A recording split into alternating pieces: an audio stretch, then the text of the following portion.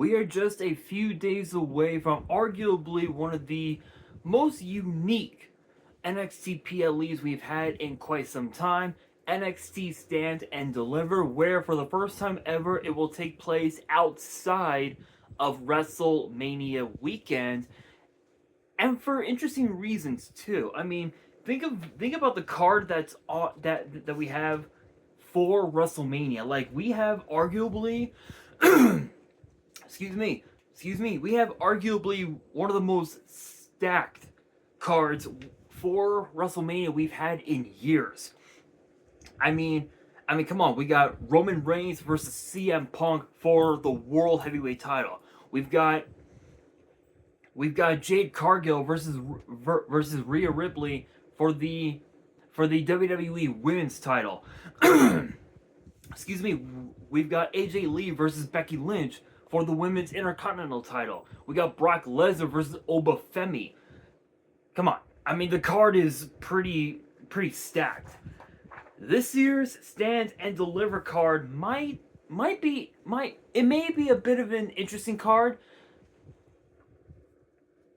It may be interesting to say the very least, but it definitely has the potential to become one of the best Stand and Deliver cards we've had since 2024. And even last year's Stand and Deliver was pretty good, I will say.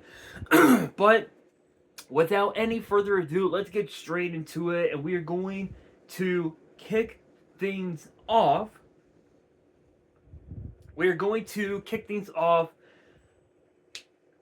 With a match that we found out is going to be taking place this coming Saturday on the Countdown show, and it seems like this has become quite the mess that all the members of Birthright have gotten themselves into. And for those who do not know, the faction known as Birthright consists of Lexis King, Uriah Connors, Charlie Dempsey, Ariana Grace, the current TNA Knockouts champion, and of course none other than Channing Stacks Lorenzo, as they will team up against the former NXT Tag Team Champions Hank and Tank, the current WWE Women's Speed Champion Ren Sinclair, Eli Knight, and Shiloh Hill as part of the Countdown show.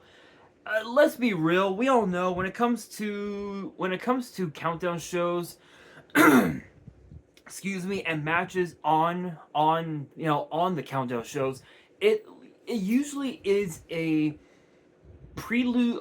It usually is a prelude to what we can expect going into the main card itself, and we've seen over the last, I want to say, month and a half or so, Birthright has really excuse me, they've truly embraced their family legacy, if you will, especially Lexis King, because when he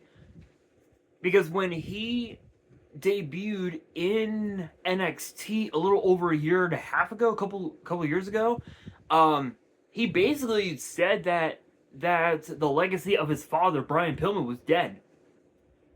Literally. And now it seems like he's embraced embrace his family name, if you will, and has truly became the man that a lot of the fans expected him to be. And for him, that's a good thing. That's a good thing, because now we get to see Lexis King for what he truly is capable of, if that makes sense. Where as opposed to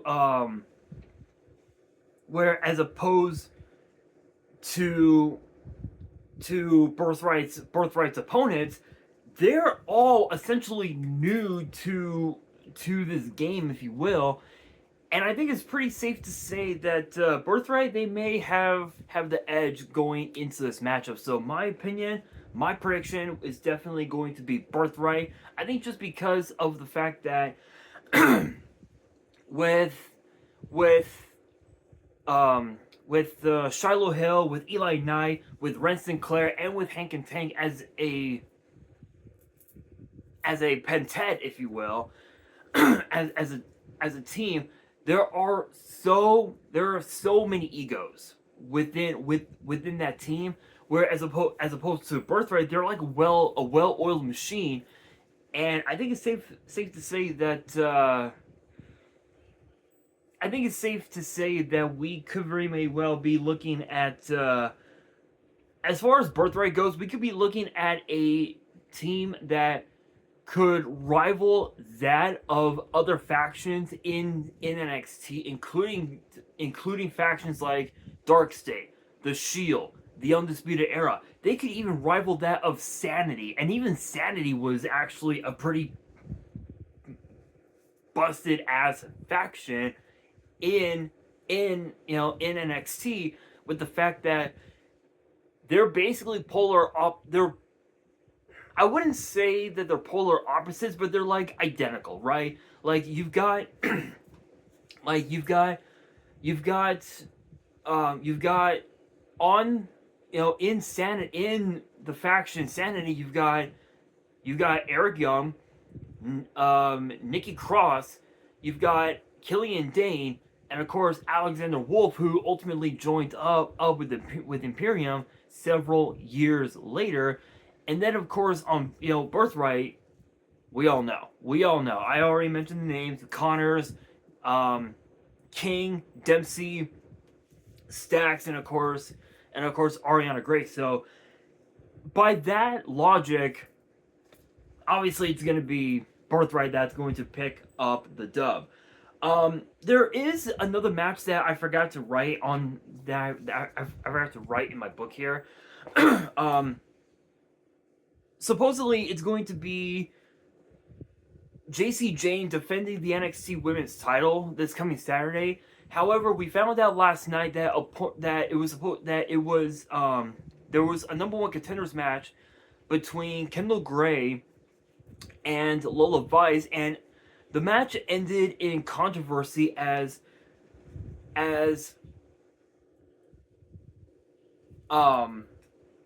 Kendall Gray had suplexed Lola Vice, countering Lola's guillotine, and as Kendall Gray pinned Lola Vice, Kendall Gray tapped out. So apparently someone had posted on social media what happened after NXT went off the air, and apparently it seems that Shawn Michaels has made it official that it will now be a triple threat going into this Saturday, because as soon as JC Jane found out Shawn's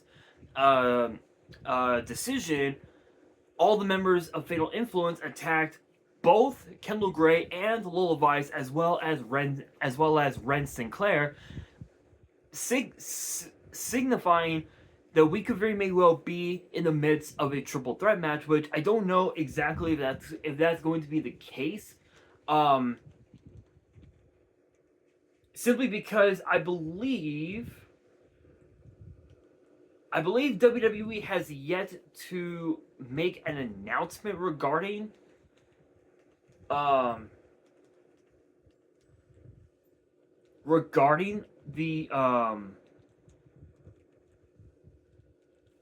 regarding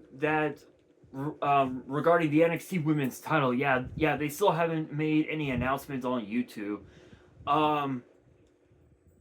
So I'm not entirely sure. I'll have to see something really quick, because it seems like, because I'm actually on my Fire Stick here. Let's see here.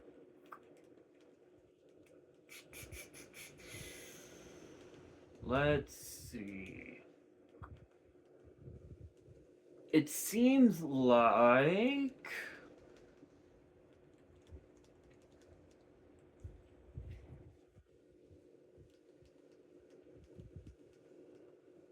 yeah, they still haven't excuse me. Yeah, they still. Oh, here we are. They still haven't. Oh wait, hang on. Yeah, yeah. Apparently WWE still hadn't posted yet. So, um, let me see something here.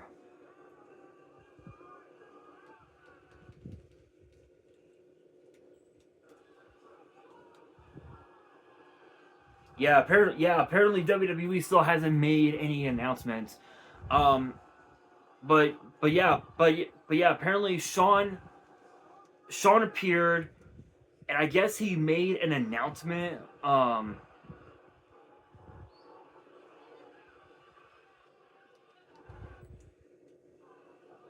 Regarding apparently, supposedly it's gonna be a triple threat. Let's just be real. Apparently, it's gonna be a triple threat. And if that is the case for the Saturday, who walks out? Right. The question becomes who walks out of St. Louis this Saturday as the NXT Women's Champion. Honestly, it's hard. It's hard to say for a few reasons. For one, JC Jane no longer has the advantage. She has no champion's advantage. Because it essentially is a no.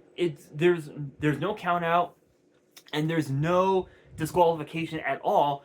So, in a matter of speaking, yes, it does favor JC Jane, but at the same time, it doesn't because again, she doesn't have champion's advantage, but she can get fatal influence to essentially do her bidding and attack both both Kendall Gray and Lola Vice, which would give JC Jane the win going into this Saturday. However, on the other side of that spectrum, Lola Vice and Kendall Gray can ultimately team up against all the members of Fatal Influence, eliminate JC Jane from the equation, making it 1-on-1.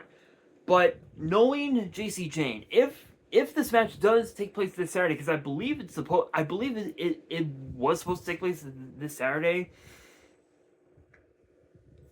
Let's be real.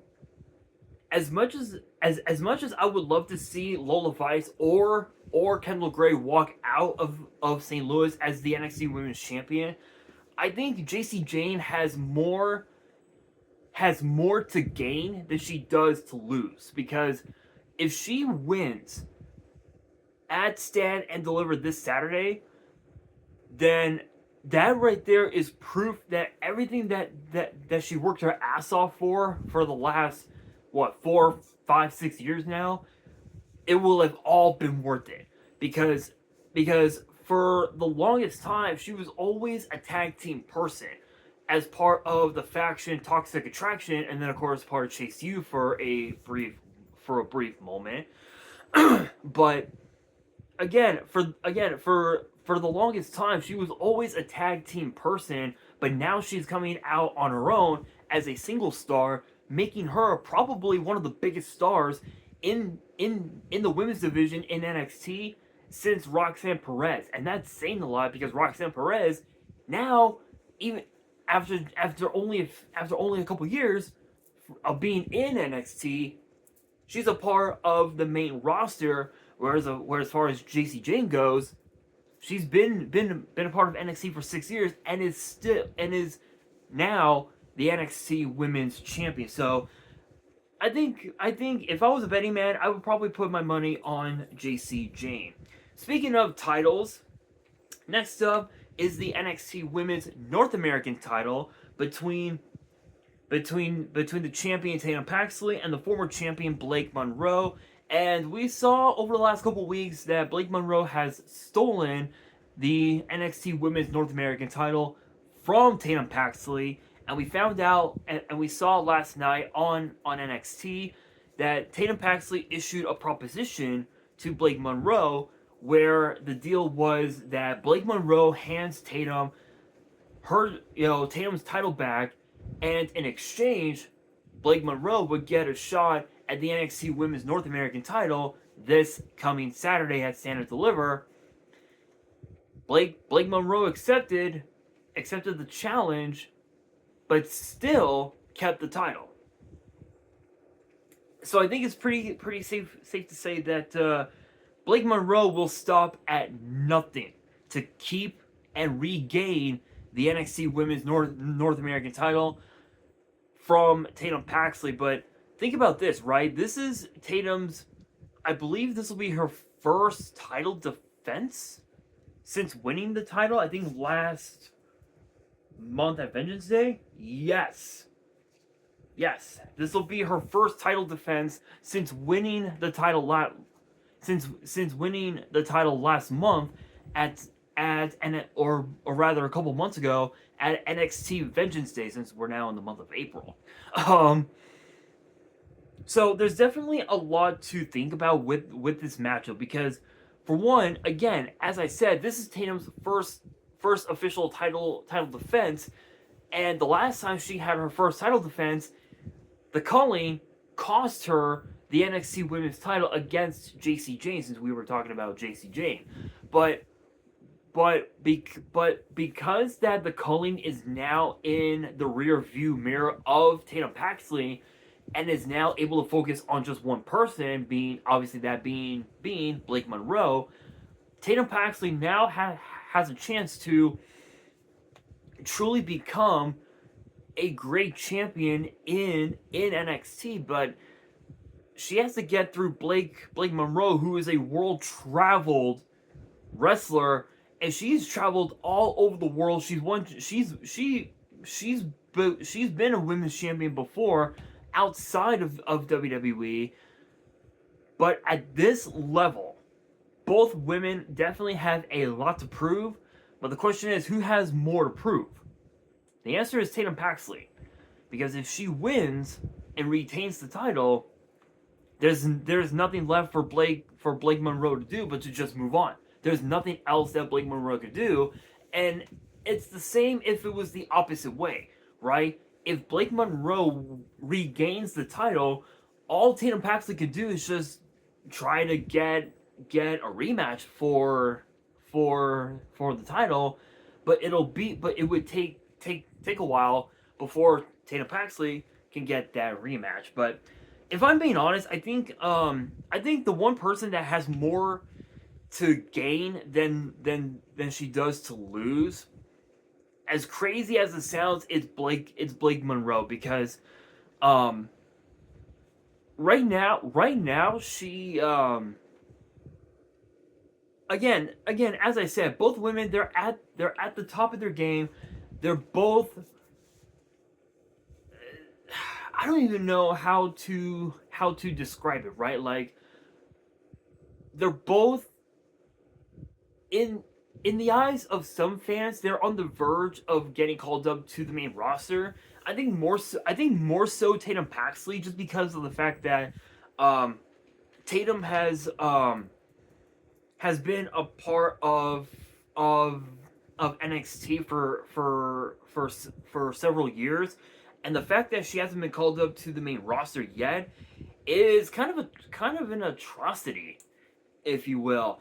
And if she got called up to the main roster, you can bet your ass that she's going over to Monday Night Raw to reunite with her sweet dove, as she calls her, Lyra Valkyria. So it's going to be interesting. But, again, Blake Monroe has more to gain than she does to lose. Because, again, by regaining the NXT Women's title, she'll have regained her confidence, and she'll have regained her championship that she claimed that she never lost. But by losing, what does that do? Yeah, sure she'll be back in a slump. But at least it would be a good learning experience for her as a and it'll be a reminder that she has to just be, just for, to watch Blake, for us to watch Blake Monroe beat Blake Monroe, if that makes sense. But if I was a betting man, I would probably put my money on Tatum Paxley. I think this is the one match that Tatum Paxley needs to win more than anything else, simply because of the fact that she failed to retain the NXT Women's title against JC Jane several months back. This time around could be different. But we move from the women's North American title to the men's North American title, as Miles Bourne will defend his title against Johnny Gargano, who last week or a couple weeks ago won a gauntlet eliminator to become the number one contender for the NXT North American title. And it's weird because this will be the first NXT PLE in what, 3 years? Yeah. Wait, is it 3 years? Yeah, in 3 years that he will be in a match in NXT. The last time was back in 2023 at, ironically enough, Stand and Deliver, when he battled Grayson Waller in an unsanctioned match, and even that match was just crazy. This one is going to be insane because it's basically NXT's Young Gun facing off against NXT's OG. And it's a battle to see who deserves to be the essentially the head of the jungle, if you will. And Johnny Gargano has more to prove than Miles Bourne. And that's saying a lot, because you would think that it would be the other way around, but it's not. And the main reason is because rumor has it that both Johnny Gargano and Candice LeRae's contracts with WWE are set to expire within the next 3 to 4 months. Which means that if Johnny Gargano becomes champion, he will have made history of being the only 4-time North American champion in history, but also potentially WWE could potentially sign Johnny Gargano to a brand new deal with WWE. And that could be very interesting, because this is a battle of two of NXT's best baby faces going at it. But the question is, can Johnny Gargano pull it off one more time? Can he truly become Johnny Takeover one more time? And as crazy as it sounds, no. I am being honest. The answer is no. The reason for that is simple. Not that long ago, he lost his tag team partner, that being Tommaso Ciampa. He decided to go to the other side of the wrestling spectrum, and in his first night in that promotion, you guys already know what I'm talking about. From what I had seen on social media, he instantly became a champion, which says a lot. If Johnny Gargano loses this Saturday, we could very may well see the end of Johnny Gargano as we know it, and we could see him reuniting with Tommaso Ciampa on the other side of that wrestling spectrum. Possible? Absolutely. Bound to happen? Only time will tell. But again, rumor has it that his contract with WWE will be said to expire within the next few months. So Johnny Gargano has everything riding on this match. But this version of Miles Bourne has been the best version we've seen in a long time. And I think that's gonna spell doom for Gargano going into this Saturday. So if I'm being honest, I think we could be seeing, I think Johnny Takeover could fall by the hands of Miles Bourne. That brings us to, speaking of best friends, that brings us to a match of best friends turned bitter enemies, all because of opportunity. Zarya versus Sol Ruka. You heard me right. Zaruka will be going at it one-on-one this coming Saturday. I can't say that I'm shocked, but at the same time I kind of am, because this whole thing started out at last year's Stand and Deliver, when Sol Ruka pushed Zarya off the ladder, allowing Sol to grab the NXT Women's North American title, which made her the longest reigning champion ever. Of I think like well over like 200 days or something like that. I think it was like well over like 200 days. I need to take a look here. Let me see if I can find. Here we are. NXT. Here we are. Women's North American title. The longest reign is Sol Ruka, almost 200 days, 189 days. Think about that. And it's funny because Blake Monroe,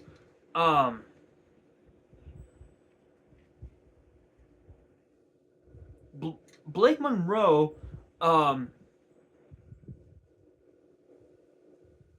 claimed that she never lost the title, but she did. She lost the title to Thea Hale literally just a couple months later after she won it from Sol. There's definitely a lot to consider with that matchup, but this whole thing was between Sol and Zarya is all because of opportunity. Every time Sol Ruka received opportunities at anything, Zarya was always jealous. She was always bitter by the fact that Sol kept getting those opportunities, but she didn't. But ironically enough, Sol insisted that Zarya get into the Battle Royal for the right to challenge for the NXT Women's title. Sol vouched for Zarya to challenge for the TNA Knockouts title on a few occasions, but yet Zarya seems to think that Sol is the villain in this whole thing, but in reality, I don't think anybody is the villain in this whole thing. I think it's just jealousy, and Zarya just wants Sol to understand that Zarya wants those same title opportunities, and I feel like if Sol gave Zarya those opportunities, then Zaruka probably would have been fine. Zaruka would have been fine, but I think this match is definitely gonna test their loyalty to one another. Yes, we have seen them beat the hell out of each other a couple times before, but this is definitely gonna show that their friendship will always be stronger than their bitterness over each other, if that makes sense. But if I had to pick someone, I think it's gonna be Zarya. I think solely because Sol, no pun intended, mainly because of the fact that Sol Ruka had her big moment last year, so I think it's only right for Zarya to have her big moment this year. Next up, we have a very weird match, to say the very least, for the NXT Tag Team titles between the Vanity Project and Los Americanos, who Rayo and Bravo defeated Birthright last night to earn the opportunity. It's gonna be interesting, but I think we could be looking at the Vanity Project becoming one of the most dominant tag team champions we've had ever. And because this will be their first title defense, I'm just being real. Vanity Project wins. I get that the NXT universe and the AAA universe love love Rio and Bravo and El Grande Americano. I get that, but let's be real here. The Vanity Project they're probably they're probably some of the youngest guns that we've seen in NXT, and because that this is their first big event in NXT, yes, the jitters will get to them, the nerves will be there, but the Vanity Project, they always thrive on that kind of shit, and I think we could be looking at probably one of the most dangerous trios in NXT. I would say a lot more dangerous than the Shield. And that's saying a lot because the Shield, they were pretty dangerous. So my money is definitely going to be on the Vanity Project. Which brings us to the main event of the card. Joe Hendry defending the NXT title against Ethan Page, Ricky Saints, and Tony D'Angelo.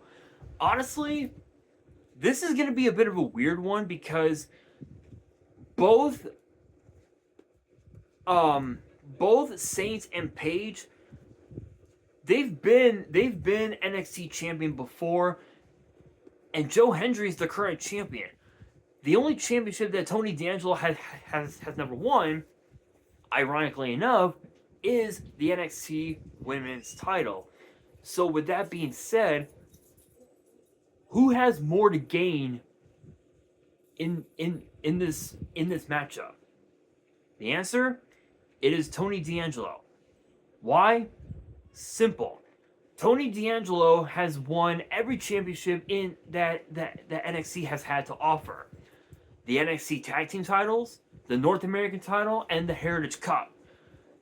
The NXT title is the one championship that he needs to win in order for him to truly move on from NXT and get called up to the main roster, because he fucking deserves it. Tony D deserves to be a part of the main roster, and I think we need to see it. As much as I am a Joe Hendry believer, I believe in Tony D'Angelo. I think we need to see Tony D'Angelo walk out of St. Louis as the NXT champion. And it's interesting because the last time NXT was in St. Louis, it was actually during the second episode of NXT which was live on the CW. Tony D'Angelo defeated Obafemi to become North American champion. Maybe history can repeat itself. Only time will tell.